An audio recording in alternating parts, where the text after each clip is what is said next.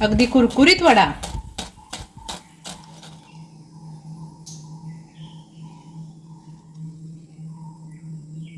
नमस्कार, मी कृष्णाई श्रीकांत गजने आपल्या या किचनमध्ये तुमच्या सगळ्यांचं खूप खूप मनापासून स्वागत करते। तर आज मी तुम्हाला डाळ वडा म्हणजेच काही ठिकाणी याला मसाला वडा म्हणत असतील, तर मसाला वडा म्हणजेच डाळ वडा बनवून दाखवणार आहे। चणा डाळीपासून एकदम मस्त कुरकुरीत, बाहेरून कुरकुरीत आणि आतून मऊ असा मस्त अशा नाश्त्याची म्हणजे संध्याकाळच्या किंवा सकाळच्या नाश्त्यासाठी कोणी पाहुणे आले म्हणा त्यांच्यासाठी अशी मस्त अशी रेसिपी आहे आणि झटपट होणारी आहे, वेळ नाही लागत। तर आता आपण याच्या रेसिपीला सुरुवात करूया। त्यासाठी लागणारं साहित्य बघा। सगळ्यात पहिल्यांदा इथे चणा डाळ, एक 2 कप चणा डाळ मी चांगली स्वच्छ धुवून घेतली आणि त्यामध्ये पाणी ओतून एक 3 ते 4 तास अशी भिजवून घेतली आहे। एक 3 ते 4 तासात ही डाळ अशी चांगली भिजते।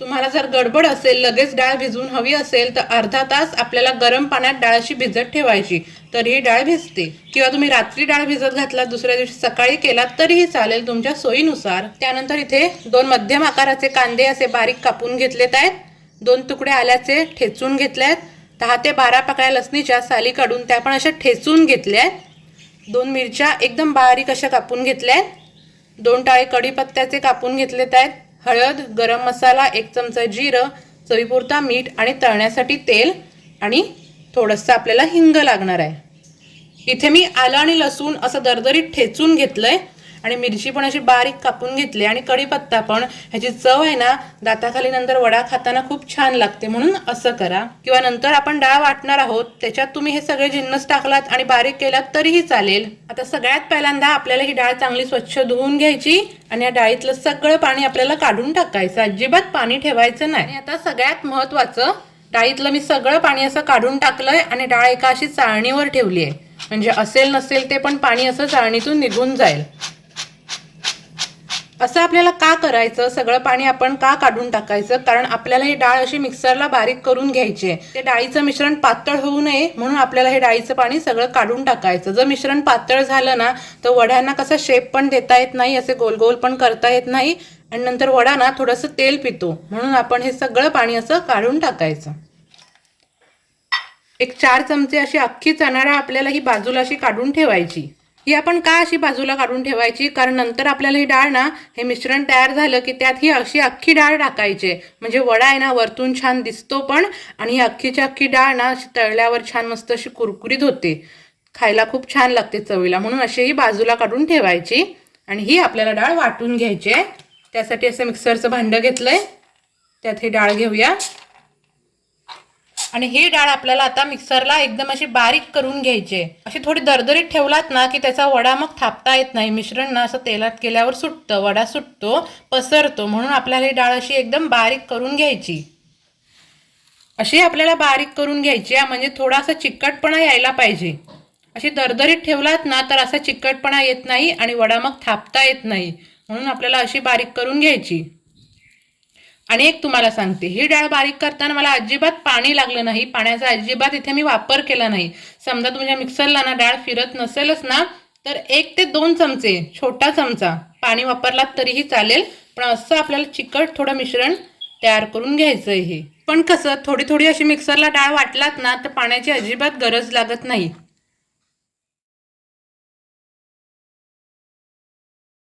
आता आपल्याला ह्याच्यात टाकायचं आहे बारीक चिरलेला कांदा, त्यानंतर ठेचलेलं आलं,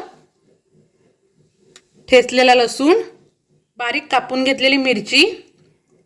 तुम्हाला किती वडा तिखट हवा आहे त्या अंदाजाने तुम्ही ह्याच्यात मिरची टाकायची, कमी तिखट हवा असेल तर मिरची थोडी कमी करायची, कारण आपण ह्याच्यात मिरची पावडर वगैरे इतर काही वापरणार नाही आहोत, फक्त तिखटपणासाठी आपल्याला हिरव्या मिरचीचा वापर करायचा आहे। कढीपत्ता, त्यानंतर मसाले, थोडीशी हळद, गरम मसाला, त्यानंतर जिरं, चवीपुरता मीठ आणि भरपूर अशी बारीक चिरलेली कोथिंबीर। आणि आता आपण जी थोडी अशी अख्खी चणा डाळ बाजूला ठेवलेली ती टाकायची आणि थोडासा हिंग। हिंग का टाकायचा, म्हणजे पचायला हलका जाईल वडा। आणि आता आपल्याला हे मिश्रण असं एकजीव चांगलं करून घ्यायचं, मिक्स करून घ्यायचं। असं सगळं मिश्रण मी चांगलं एकजीव करून घेतलंय, एकत्र करून घेतलंय, हे बघा। असा सहज त्याचा गोळा व्हायला पाहिजे, असं आपल्याला बारीक करून घ्यायचं. म्हणून बारीक करताना ते एकच गोष्ट फक्त लक्षात ठेवायची, नाहीतर कसं माहितीये असा गोळा होत नाही आणि मिश्रण मग हे वडा तेलात टाकल्यावर पसरतो. आणि मिठाचं पण मीठ अगदी परफेक्ट हवं. हे थोडं चाखून बघा, मीठ लागलं तर आता मग टाका. आणि एक तुम्हाला सांगते, हे मिश्रण आता कसं परफेक्ट झालंय, अजिबात पातळ नाहीये. पण तुमचं मिश्रण थोडं पातळ झालं चुकून तर थोडं मग तांदळाचं पीठ टाकायचं आणि असं ॲडजस्ट करायचं, म्हणजे असा गोळा होईल. असं आपण करून घ्यायचं. आता आपण हात स्वच्छ धुवून घ्यायचे आणि वडे थापायला घेऊया. तुम्हाला किती मोठा छोटा वडा हवा असेल त्या अंदाजाने असा गोळा घ्यायचा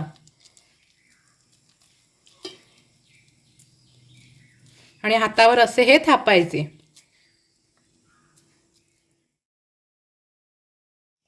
असा गोळा तयार करून घ्यायचा आणि थोडासा फक्त हाताने असा प्रेस करायचा, म्हणजे बरोबर तो थापला जातो. मी आता हे सर्व असे एकत्रच करते. तुम्ही करता करता असेच तेलात टाकलात आणि तळलात तरीही चालेल. सर्व वडे मी इथे थापून घेतलेत आहेत. आता आपण हे तळून घेऊया. एका बाजूला तेल पण ठेवलेलं तापत, आणि एकदा तेल तापलं की गॅस आपल्याला मीडियम करायचा आहे.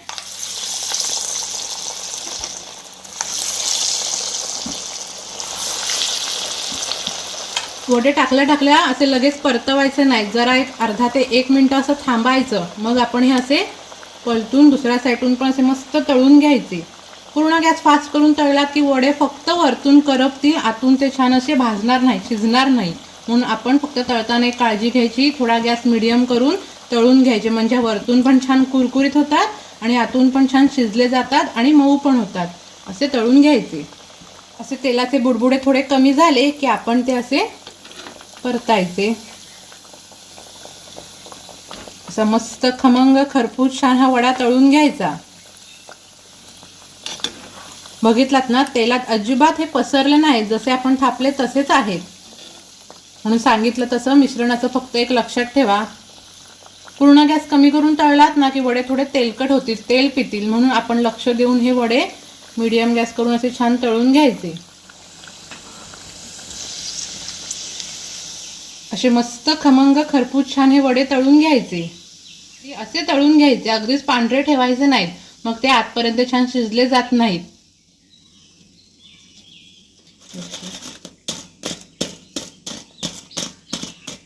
आवाज ऐकताय ना, मस्त असा कुरकुरीत आवाज येतोय.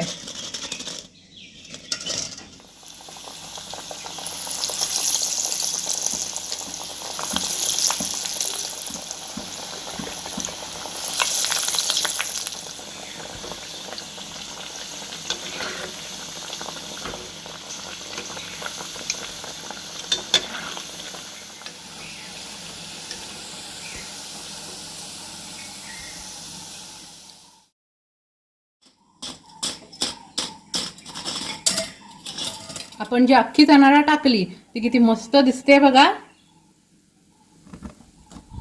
अगदी कुरकुरीत वडा.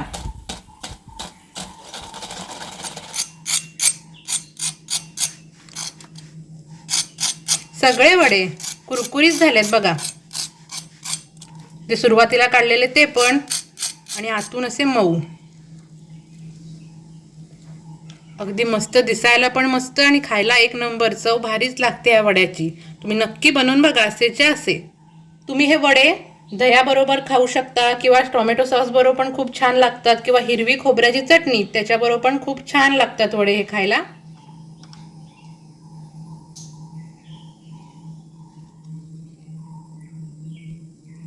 कशी वाटली तुम्हाला आजची रेसिपी? आवडलीच असणार. नक्की अशीच्या अशी घरी बनवून बघा आणि या रेसिपीच्या व्हिडिओला लाईक करा, चॅनलला सबस्क्राईब करा, जास्तीत जास्त शेअर करा आणि बेल आयकॉनवर नक्की क्लिक करा. थँक्यू.